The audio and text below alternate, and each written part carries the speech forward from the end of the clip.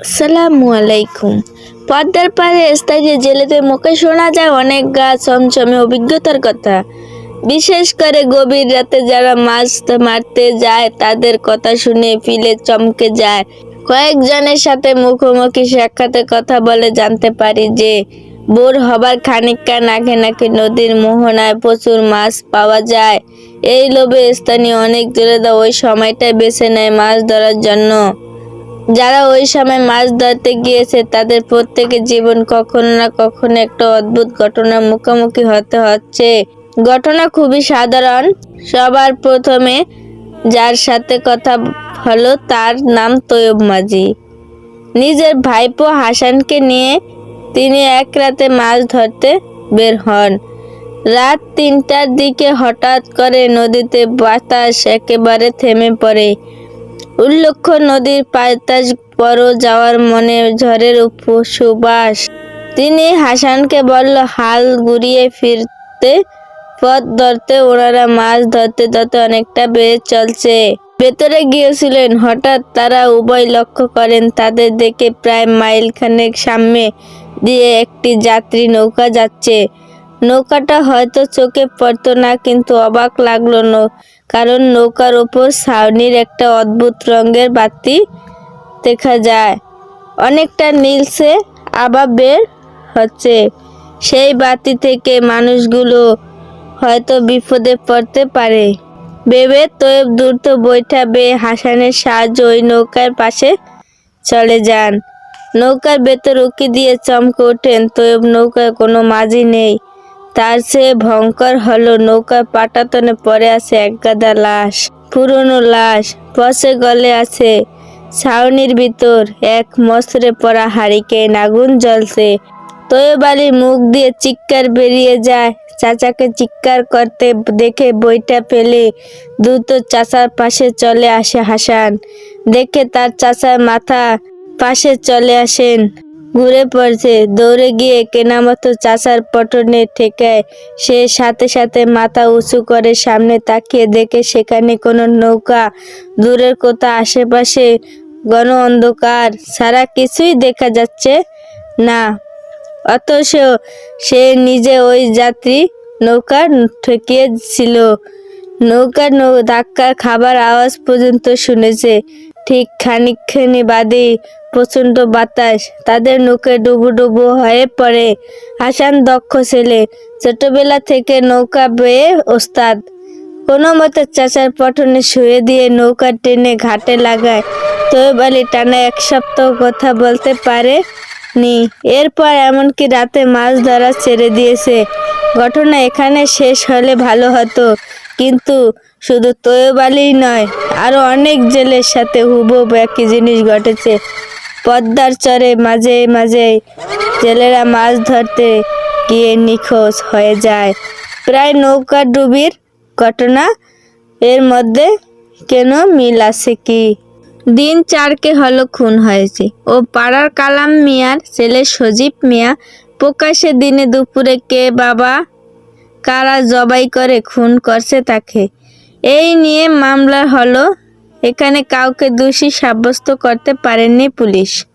এদিকে ছেলে খুন হওয়ার পর থেকে কালাম মিয়া অবস্থা খুবই সংকটান। দানা পানি ছেড়ে দিয়ে লোকটি কি বা করবে সে? ববে যে আপন বলতে আর কেউ রইল না। তার সজীব ছেলে হিসেব খুব ভালো এবং নম্র ভদ্র ছিল।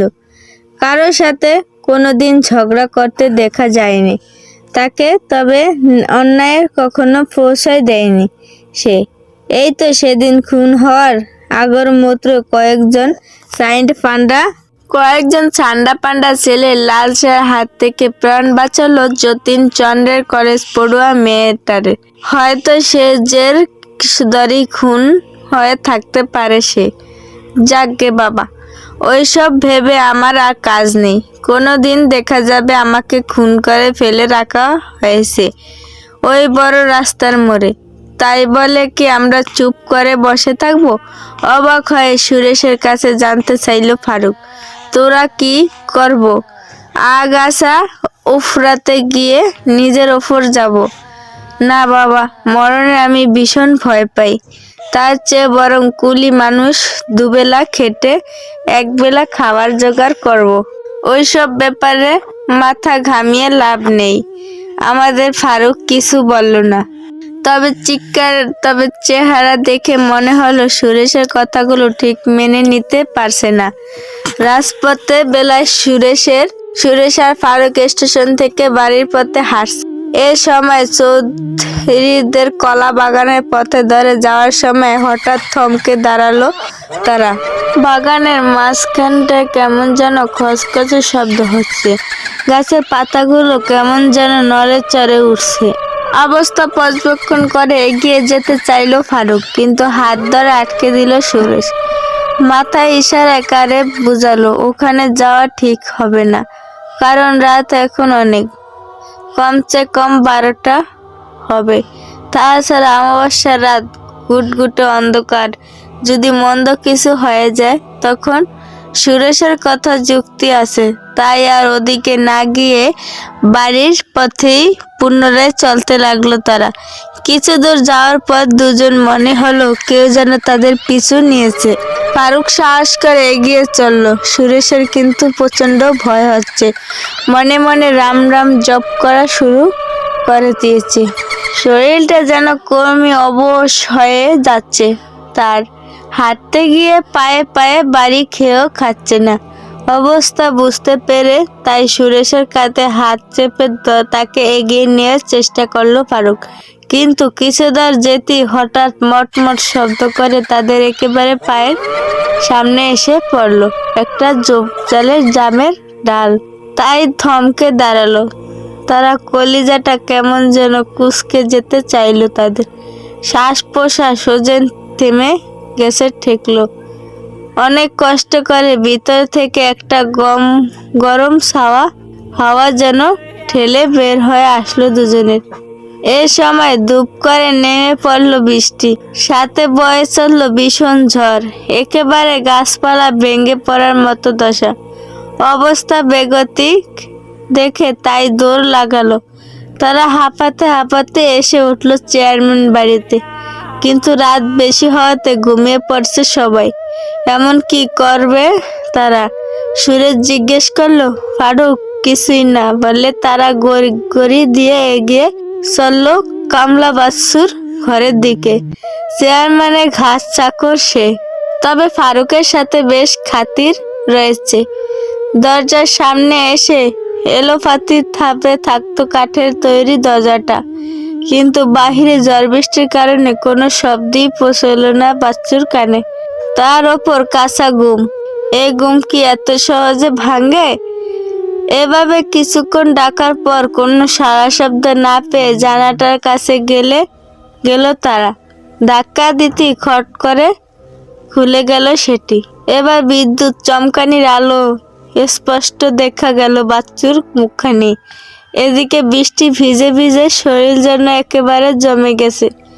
সুরেশটা খানিক কাঁপতেও শুরু করে দিয়েছে। তাই আর দেরি না করে হাতের মুঠিতে কিছু একটা পানি নিয়ে ফারুককে ছুঁড়ে মারলো।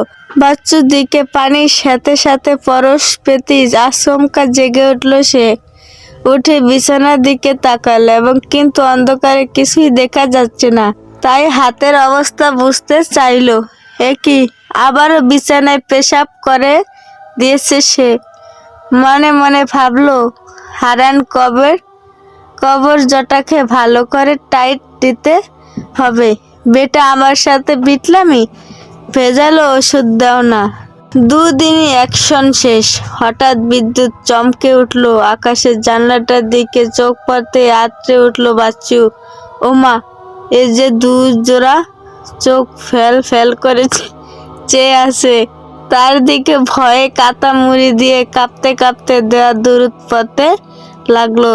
একসময় ফারুকের গলা আওয়াজ শুনতে পেল। আলগোছে উঠে বসলো, কোনো রকম তাকালো জানালাটার দিকে। আকাশে অনবরত বিদ্যুৎ চমকাচ্ছে বলে ফারুককে চিনতে বেশি সময় লাগলো না তার।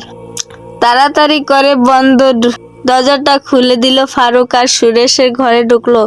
এরপর দুজনকে শুটে শুকনো কাপড় আর একটা গামছা দিল।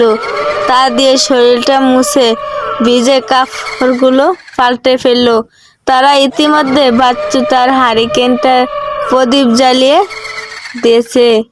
এবার বল, এত রাতে তোমরা কোথা থেকে? অবাক হয়ে জিজ্ঞেস করলো বাচ্চু। আর বলো না ভাই, কাজ সেরে স্টেশন দিয়ে ফিরছিলাম, কিন্তু চৌধুরীর কলা বাগানটা আসতে কিসব কাণ্ড কারখানা ঘটতে লাগলো। সুরেশে ভয়ে কাট, আমি কম ভয় পাইনি। এর মধ্যে বৃষ্টি আর ঝড় শুরু হলো। কোনো রকম দৌড়ে তোমার কাছে এলাম। বেশ করেছো, এখন শুয়ে পড়তে দেখি। সকাল নিবু নিবু করে শুয়ে পড়লাম। তারা বাইরে তখনও ঝড় বৃষ্টি, বিদ্যুৎ চমকানি, পাশাপাশি ক্ষণে ক্ষণে শোনা যাচ্ছে গুরুম গুরুম মেঘেদের চিৎকার। যাই হোক, ভোরের আলো ফুটতেই ফারুক আর সুরেশ বাচ্চু কাছ থেকে বিদায় নিয়ে রওনা দিল বাড়ির দিকে। চৌধুরী বাগানটার পাশ দিয়ে যাওয়ার সময় হঠাৎ মনে পড়ল গত রাতের কথা। তাই কৌতূহল বশত বাগানে ঢুকলো তারা। ঢুকে দেখলো চৌধুরী ক্ষতবিক্ষত লাশ ফেলে চমকে গেল তাদের সুরেশ তা দেখি বিকট চিৎকার মেরে বসলো। ফারুক কোনো রকমে তার মুখ চেপে ধরে সেখান থেকে কেটে পড়লো। যত তাড়াতাড়ি সম্ভব বাড়ি ফিরে দুজনে নিম পাতার গোসল মেশানো গরম পানি দিয়ে গোসল সেরে নিল। কিন্তু আসল ঘটনা চেপে গেল সবার কাছে।